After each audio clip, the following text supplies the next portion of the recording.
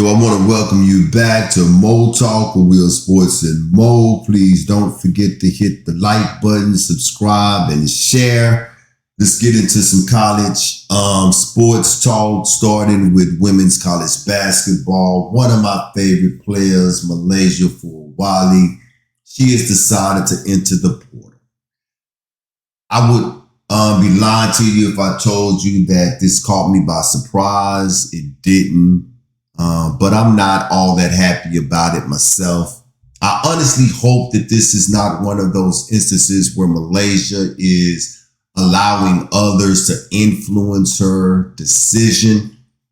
I really don't know what it is that she is looking for by entering the portal, but she has decided that she no longer want to be a Gamecock. So, I want to, first of all, let it be known that I really do wish her the best. I do believe that Staley was a great coach for her. There may be some truth to it. I have heard people say that the only reason Dunn recruited her was because she was an in-state talent. She was too great to allow to leave the state and to go somewhere else. There may be some truth to that. But she was a Gamecock. She was there. Dunn reached out. She offered her and she accepted that offer, and she was there and she was phenomenal. But if you have watched MiLaysia Fulwiley in these last 2 years, you have seen the ups and downs. You have seen the maturity level grow as well. There are instances, though, in big games, where MiLaysia Fulwiley is just not dependable. And I believe that this has a lot to do with why she is not in the starting rotation. I do believe that this has a lot to do with why she don't get the minutes that a lot of people would like to see her get. We as fans, we get locked in on talent and we get locked in on the eye effect. And MiLaysia has a lot of eye effect. She does some incredible things with the basketball. You can tell that she has put that work in. You can tell that she is a gym rat. But a high percentage of the game of basketball, like any other sport, is mental. And there are times as a spectator and I'm watching MiLaysia, I can tell that she is just not there mentally. She have forced errors that comes about of her own doing. She have bad decision making at times, and we cannot overlook the fact that there are times where MiLaysia Fulwiley either take a bad shot or she will defer when she should take a shot. And these are types of things that are unacceptable when you are playing for a program like South Carolina. Again, I don't know what exactly she's looking for by entering the portal. Maybe she's looking for a coach that is going to allow her to play unleashed, that is going to allow her to be who she feels MiLaysia Fulwiley is. But sometimes deferring and sometimes coming off of the bench, sometimes these can be the best lessons that we could learn in life. I know that she is used to being an alpha everywhere that she go. I know that she is used to being, the go-to, that player that is on a team that the offenses are ran through. I know that she is used to that. But sometimes, and we could take Kobe Bryant, for instance, when he came into the NBA as a young man that had never played college basketball, the NBA was not the easiest place in the world for Kobe. And Kobe had to learn the hard way. But through it all, Kobe learned, and Kobe has became one of the top 5 players that have ever laced up a pair of shoes. But if you go and look at Kobe when he first entered into the NBA, he struggled. He struggled hard because Kobe had to learn that the game of basketball had to be a team effort. And even though Kobe was still highly selfish, but he knew when to be selfish and he knew when to defer. And on top of all of that, Kobe had to learn under hard-nosed coaches. He had to learn under hard-nosed coaches. This is no way of me talking down on MiLaysia Fulwiley, but a lot of the times this entire generation, they are so entitled that you can't tell them anything. And I'm not saying that this is her case, but you can't tell them anything. They don't want to be reprimanded and they don't know how to take criticism. But I do wish MiLaysia Fulwiley the best. But when you look at the top 3 women college basketball programs, all 3 of these programs have construction within their programs. Kim Mulkey her system is constructed. Gino, her system is constructed. And of course, Don Staley, her system is constructed.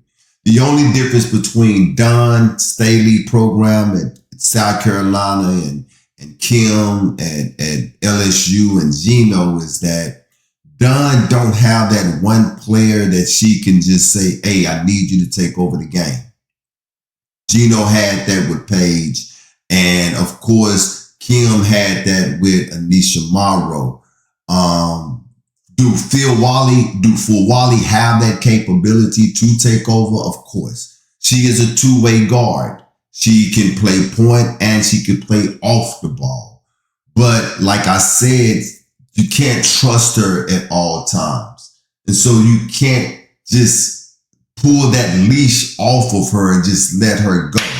And this is something that Don has been talking about over the tenure that she has been coaching her. So hopefully she'll go somewhere where, you know, she can feel comfortable. Haley Van Leek, she had to do that, leaving Louisville, going to LSU. That didn't shake out the way that she thought it would. And when she went to TCU, she started looking back like Haley Van Leek. She was in rare form and she increased her WNBA stock and she was playing basketball again like, you know, she was happy. So here is what MiLaysia Fulwiley had to say on her exit. She says, I want to begin by thanking my hometown of Columbia, South Carolina. Without my village, I wouldn't be where I am today chasing my dreams.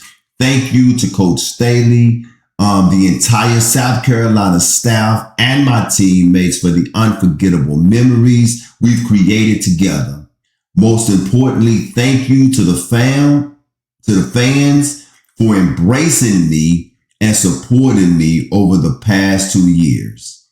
After thoughtful consideration, I've decided to enter the transfer portal. I am excited for what's next and grateful all the continued love and support, MiLaysia Fulwiley.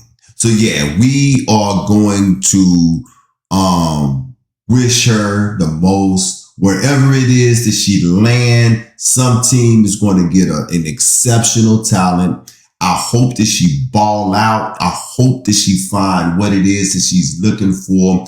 But I do believe that South Carolina was really a great place for her. And maybe it just wasn't a great place for her mentally, but, you know, fire always reveal what we are made of. Let's move on to more entitlement in this generation of players in college football. Now, we know that the NIL, name, image, and likeness, has been very lucrative for these college players here lately. I've always said that it makes no sense that these colleges make all of this money off of these kids, and these kids have absolutely no way of benefiting from it at all. The Fab Five of Michigan back in the 90s, they were a perfect example of that. To this day, these players, Jalen Rose and the rest of them, to this day, their merch is still being sold and people are still buying their merch. And we have known of players who have lost scholarships, who have been kicked out of schools because it was reported that they took money from boosters We had, what was his name? The Heisman Trophy winner at USC not long ago. Used to date Kim Kardashian. I can't think his name right now. We know that they took his Heisman away from him because, they said that he took money from boosters. So now we are living in a time where these kids can be compensated for their name, their image, and their likeness. Now, I've always said that these kids should receive some money, but I've always said as well that they should not be made rich. Well, both of them has happened. Okay. They are now receiving money and they are now becoming rich. So we have now come across NCAA's first ever holdout. And when I tell you that when I first heard this story, I laughed because I was like, you've got to be kidding me. But who did not see this coming?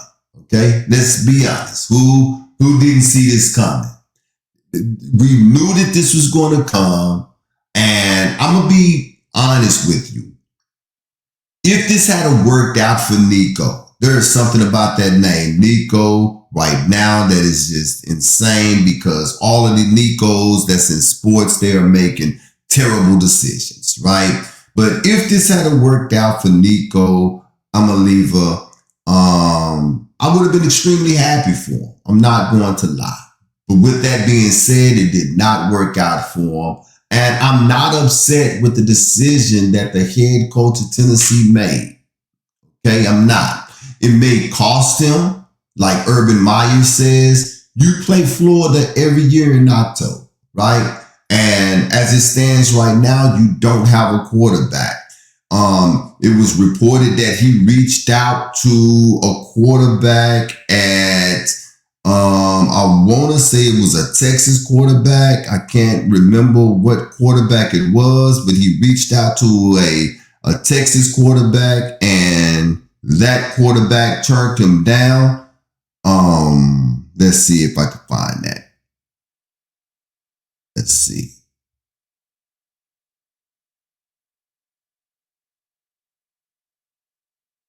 One second. I want to say it was ECU's quarterback. I'm not sure.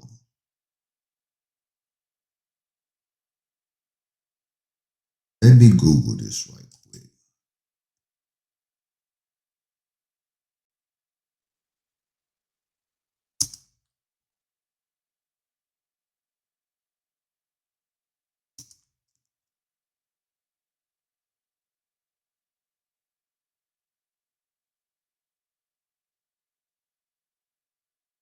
TCU's quarterback.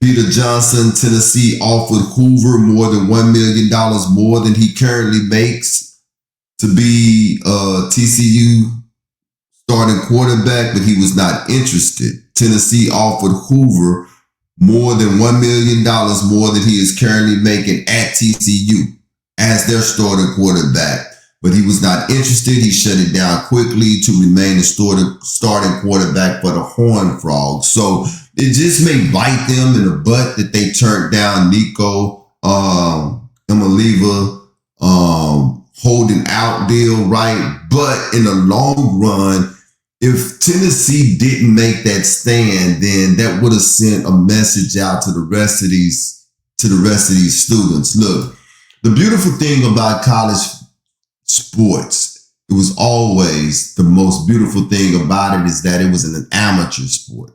And we enjoyed college sports because of how hard they played in college, because they was always chasing that next level.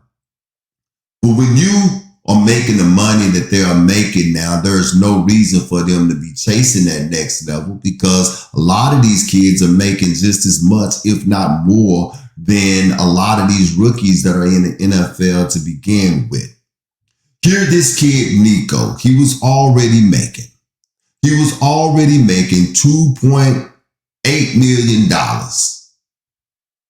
$2.4 million, I'm sorry, at Tennessee. But he decided that he wanted to hold out for an NI deal that was worth $4 million. Now, on the screen, you see Purdy finished fourth in the MVP race, and he led his team to the Super Bowl. This is money that is comparable to an NFL quarterback. Now, when you talk greed, to me, that's exactly what this is. I don't know who was advising this young man to do this here. I don't know who got into his ear and say, hey, this is what you need to do and demand for more money. But when he decided to do that, he really did play a real life game of crap and crapped out. He hit snake eyes. He did not hit his mark. Okay? Look. These colleges been around for a long time. And these colleges are ran by old white people. And I'm not trying to make this racial, by no means necessary, but the bottom line is that these old white people are not too happy about all of the money that these kids are making right now. Whether black, white, Mexican, or whatever, they're not happy about all of this money that they're making right now. And the thing about college athletes, when they were not making all of this money, you were able to go to college and you were able to be coached hard. Now these kids are making all of this money and they are being endorsed by all of these big name corporations. It's taking power away from these coaches to be able to coach them the way that they're supposed to be coached. How does it look for college students to hold out and to demand more money when the first thing that you're supposed to be, the first thing that is supposed to be important to you while you're in college is your education, right? It's called student athlete, not athlete student, student athlete. But because money has now been put into this thing, and I'm not talking little change, we talking millions of dollars, it is flipped and now it is athlete student. And so for the coach of Tennessee to say, yo, we're going to move forward without Nico, I want to give props to him because that sent a message to the rest of these schools and also to the rest of these students that are out there. Look, you are making more money coming out of high school than 80% of the general population of this country to begin with. You're still playing a sport that we played in the backyard as kids. Enjoy the time that you have as a child. Enjoy whatever type of incentives that you are making and just have fun. Because at the end of the day, if you put the work in the way that you're supposed to put the work in, you're going to be compensated for how it is that you have worked hard for it. None of us feel like that we're getting paid what it is that we deserve. None of us do. But let's not make these NIL deals ruin college sports for us as fans and allowing us to be able to see you guys grow into maturity and make it to that next level and get compensated for the hard work that you have put in all of these years. So no, I'm not upset that Tennessee decided to move forward. It may cost Tennessee a few games. It has been reported that Nico may end up at UCLA for a lot less money than he was making at Tennessee. But this was a lesson for everybody to learn. This was a lesson for Nico. This was a lesson for the rest of and you better believe that these other athletes was paying attention to this. They was watching this. They was watching to see how this thing was going to shake out.